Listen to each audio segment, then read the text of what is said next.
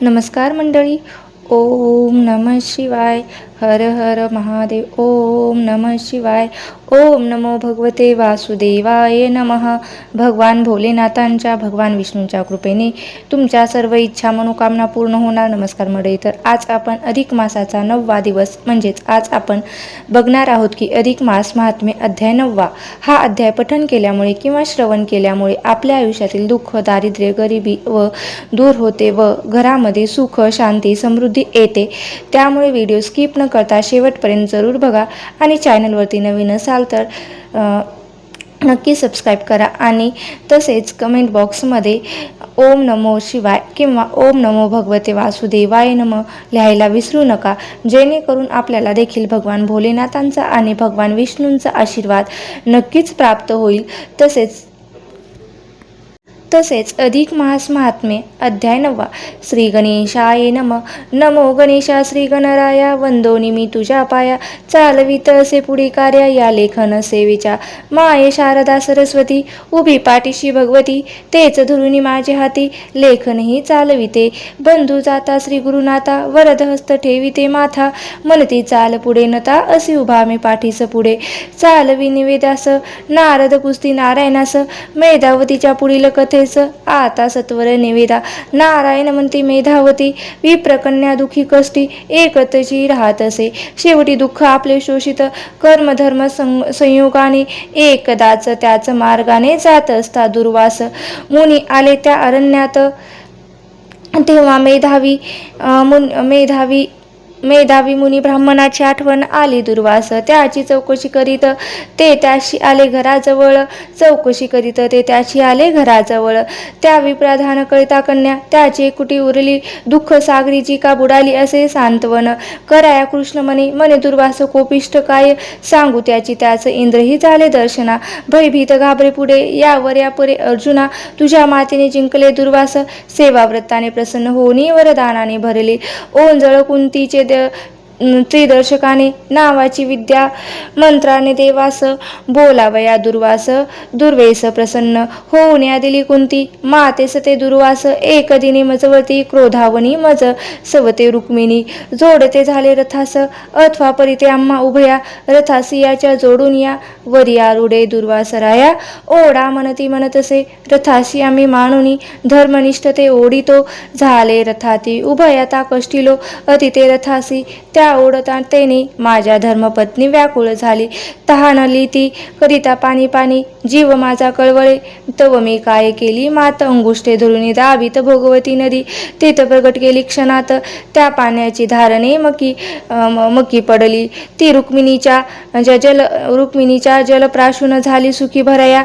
माझी जेथवा व दुर्वास म्हणती माधवा, हीच काय रे गुरुसेवा. स्वपत्नीचा कळवळा यावा काय कारणे. विचित्तास सेवा करीत असता आमची चिंता वाहसी काय. सेवा करीता आता आमची चिंता वाहसी काय. पत्नीची हीच काय एकाग्रतेची खून तुझीही सांग. एकेन त्याचे वचन क्रोधाग्नी, नेत्रीचा पाहुणी क्षमेक्षी. मी याचना करून धरले चरण तयांचे. ते क्रोधे काय म्हणती वापरून ते योग शक्ती. पत्नीचे धरसी मनी आशक्ती भोग आता शपाशी दुर्वासे. तेव्हा शाप दिला वियोग, भोगावा लागेल तुला एक निथर काप. माझा झाला असा मुनी कोपिष्ट हा दुर्वास. पुत्र अत्रीचा प्रथम पुत्र अनुसयाचा अवतार, प्रत्यक्ष शिवाचा प्रतिव्रतेच्या उदरीचा. ती धीर गंभीर ऋषी आकृती तांगण मेधावती. सविने आला पुढती करी वंदन चरणास.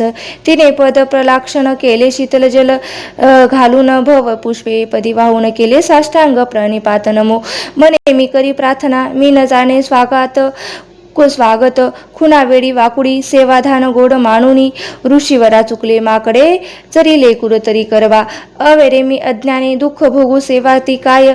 करू तिची एकूण मूर्ख प्रार्थना देव उपजिले. दुर्वास मना मायेचे पाणी आले नैना, तेव्हा त्याचे क्षण भरे. तव दुर्वास काय बोलती, मेधावीची निधन वार्ताची कळली. त्या मला उरलीस एकटी, आलो तुझ्या सांत्वन. मना मेधावी तव तो पिता माझाही मित्र होता. तू तसा तसाच असशी. दुहेता मजे कण समना जन्म जाते माता पिता, जीवासते सोडून जाता जीव जगी पडले एकटा. जरी सत्य असे तरी तू माने एकटे, पण सर्वांचा त्राता तो नारायण. माये बाप जीवाचा होऊनी पालन पोषण तोच करी तो मने. भय भागे तुमचे आगमने होय मऊ पित्याचे हे पुण्य. म्हणून भेटे गडे माझे पुण्य फलासा आज आले. तुमची देखील पावले स्पर्श चरण दुःख झाले. दैन्य दुःख जीवाचे ते तव तुर्वास. तीज लागून म्हणती दुःखावरून आता एकदा पती पाहून भोग संसार सुखास. स्त्रियांनी पती परमेश्वर तोच त्याचा आधार. अभय देऊनी करतात करात कर संसार सुखाचा. तिने तुझ्या प्रीत मनास समाधान होईल. खास तीच त्याची इच्छा मानस चिंतित होते. सर्वदा तुम्ही इच्छिता मम कल्याण परिमे. दुःख व्यथित मन सांगा कैसे ते आवरून राहूया या जगतात. मला न भाऊन पिता कोण, येणार मदती करणार कोण. निवारीला माझी व्यथा आधार कोण, देणार आता कोणाची मी आधारे. आयुष्य कंठावरे कोण मला आला तो सावरे आपले. एथ म्हणून मी अबला मी दुखी कष्टी राहते. एथ वनी एकटी निद्राही नाही. मला रात्री भीतीही वाटते. रात्रंदिन दुःख माझे सांगू कोणास, कोण धावणार मदतीस. एकटेपण जीवास खावयास उठत असे. उपयोग काय ऐसे जगुनी त्या परी त्या मरणा. कंटाळून सोडवणूक जीवाची करणे, करून घ्यावे असे वाटते. नैराश्य नैराश्यतेचा घोर आता सहन सावे. अंधार कोण आधार मज देणार. तरावया भवसागरी तिची ऐकुनी करुणा वचने. दुर्वास व्यथित झाले मन मनोमनी म्हणतीच कारणे. चतुर्नोपाय द्यावा दुःख क्लेशाचे जेणे निवारण. ऐसी उपाय सांगून करू तिचे कल्याण. पुत्री समान तीच असे ऐसा मनी विचार करीत दुर्वास चिंतेची कैलासनाथ म्हणती. देवा शरणागती या जीवाशी उद्धरा दुर्वास. मेधावती लागून म्हणते आता दुःख विसरून मी. सांगन ते ध्यान देऊन ऐका बेगा. बालके तुझी ऐकून करुणी कहाणी. मित्र स्नेह माझे पण दया उपजली आहे मनी. सांगेन उत्तम उपाय समस्या जगी ऐसी नाही जी भरी उपाय निघेन काहीतरी. आता सांगतो पाहि तुझे कल्याण हितात. ऐसे बोलून मिटले नयन मेधावती कर जोडून. उभी सन्मुखाती राहून वाट पाहे वचनाची. भ्रमण नारद पुराणीचा हा अध्याय दुर्वास आगमनाचा. त्या अधिक मास महात्म्याचा पूर्ण होतो इथे. अरुण विनवणी करी खास. स्वीकारा प्राकृत रचनेस. नववाध्याय हरिचरणास प्रेम भावे समर्पितो. आता आपण हा अध्याय मराठीत ऐकूया. चला तर मग आपण या अध्यायाचं मराठीमध्ये भावार्थ जाणून घेऊया. त्याआधी तुम्ही कमेंट बॉक्समध्ये ओम नमो भगवते वासुदेवाय लिहावे विसरू नका. आणि हा व्हिडिओ तुम्ही कुठून पाहता ते सुद्धा नक्की कळवा. श्री अधिक मास महात्मे अध्याय 9. दुर्वास ऋषीचे आगमन. ती मेधावती ही विप्रकन्या एकटीच दुःख सहन करीत होती.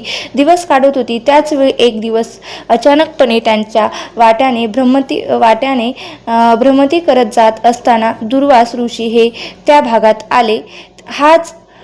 हाच कथाभाग श्रीकृष्ण पांडवांना सांगत असतानाच ते म्हणाले की युधिष्ठिरा, अरे त्या दुर्वासांच्या बद्दल काय सांगायचे. ते साक्षात भगवान शिवाजीचा अवतार आहेत. शीघ्र कोपी एकदा का ते कोणावर रागवले तर काय करतील याचा काहीही नेम नाही.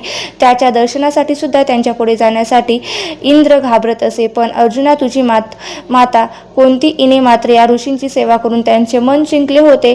त्यांनीच तिला मंत्रशक्तीने हवी ती देव अविवाहित करून त्यांच्याकडून इतकं वरदान मिळवण्याची दिव्य शक्ती प्रदान केली होती. खरंच धन्य आहे तुझी माता की जिने कोपिष्ठ दुर्वासांना आपल्या सेवा व भक्तींच्या बळावर सौम्य रूपास आणले. अरे फार काय सांगू.